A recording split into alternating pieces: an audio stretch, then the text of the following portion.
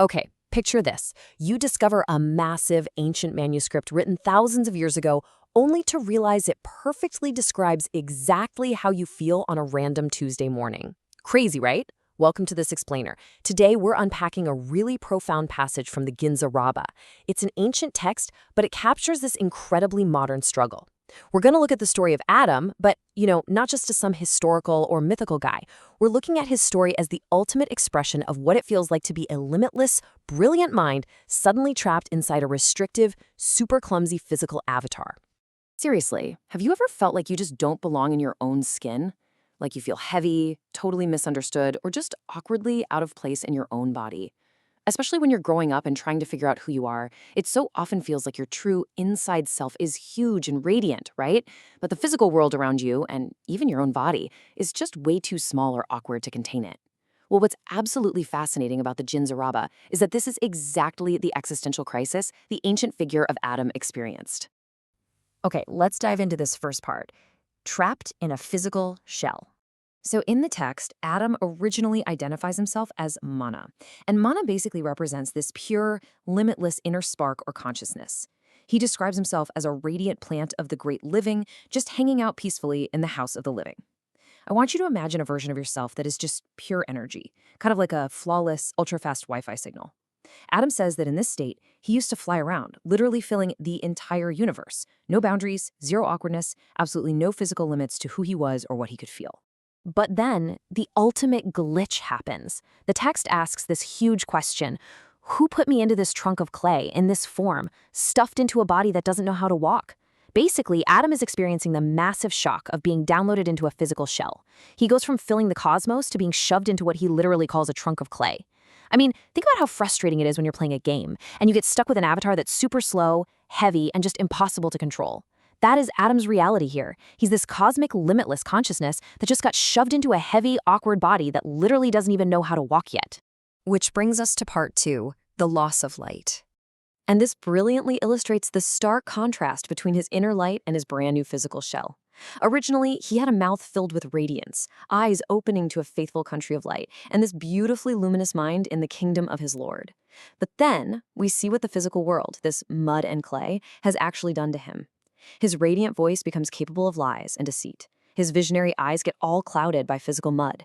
And honestly, most tragically, his brilliant mind becomes darkened, feeling completely claustrophobic inside that humiliating physical trunk.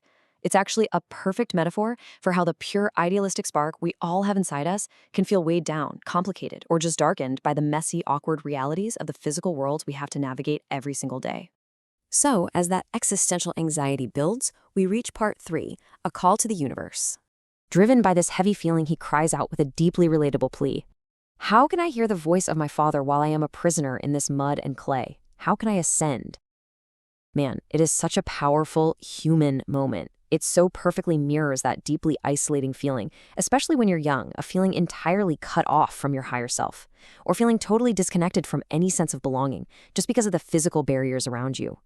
Adam is basically asking, how on earth can I connect with the ultimate truth when I'm stuck inside this confusing, heavy, clay prison? But here is the absolute beauty of this ancient text. Adam is not just screaming into the void. The second he cries out, it triggers an immediate cosmic chain reaction. His voice successfully ascends all the way to the country of light. The great majestic hears his call, and a direct order is given to Manda Dihaya to have mercy and send a savior. This proves that even when Adam felt totally 100% isolated in a humiliating physical trunk, his inner spark was still broadcasting loud and clear. The universe was listening. And that brings us to the uplifting turning point, part 4, the messenger of light. Get ready for this epic reassurance the messenger brings. O Adam, rejoice, shine and illuminate, for I am coming to you. I absolutely love the energy of this line. The messenger arrives with a singular purpose, just to stand before Adam, bring peace, and remind him of who he truly is.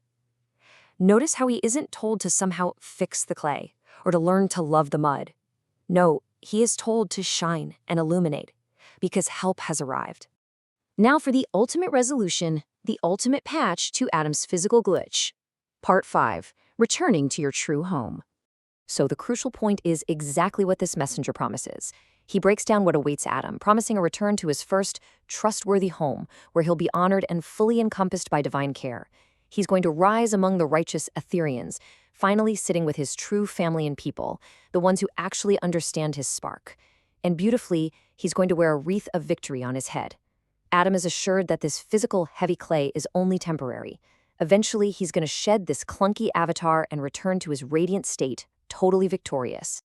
The text wraps up this whole interaction with a really profound, grounding truth. The living is victorious, the living is forgiving, the living is purifying. It's this powerful reminder that the Creator's light ultimately triumphs over all the darkness, the awkwardness, and the deceit of the physical world. And maybe even more importantly, it's forgiving and purifying of the struggles and the mistakes we make while we're just down here trying to navigate this mud and clay. When you read this ancient text from the Ginza Rabba today, it honestly offers this remarkably modern comfort. No matter how heavy your clay feels, your inner spark is permanent, it's luminous, and it is always connected to home. Your physical shell, it doesn't define you. Your inner light is the real truth, and no amount of clay can ever extinguish it. Thank you so much for joining me on this explainer. So I want to leave you with this. The next time you feel awkward in your own skin, ask yourself, how will you let your limitless spark shine through the clay today?